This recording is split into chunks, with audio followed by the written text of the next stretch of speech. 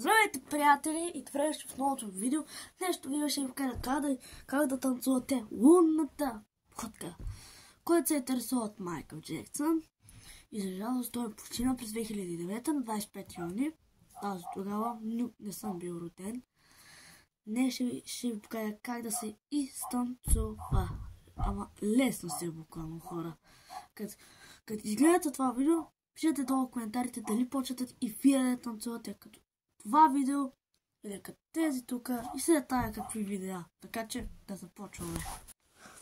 Така, хора, нагласих камерата, но дано се види нещо. Така, лесно. Ей така, те го дигаш крака и задния те се много изстрелваш. После правиш обратното. Те и другия. Те и после накратко си правиш те. Ето пак ще го покажа. Ето, виждате ли? Тъй. И после ето така. Чай, че го дадох много далеч. Обратното правите. Тъй. И така.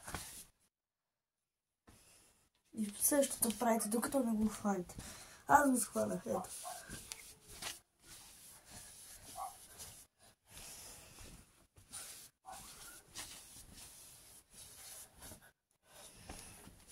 Хора, абонирайте се за канала с камбанката, защото не само това, може да изгледате много интересни видеоклипове с други.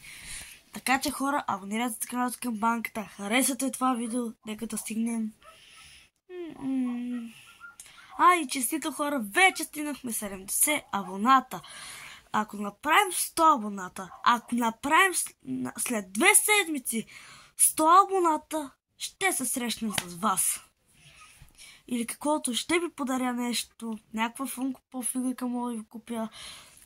Така че, хора, абонирайте се с канала с камбанката, харесвайте това видео и да видим дали, и пишете долу в коментарите какъв да ви е подаръка и дали почнахте вече да учите лунната походка на Майкъл Джексън. Така че, хора, обичам ви, ще срещнем в следващото такова видео. Чао!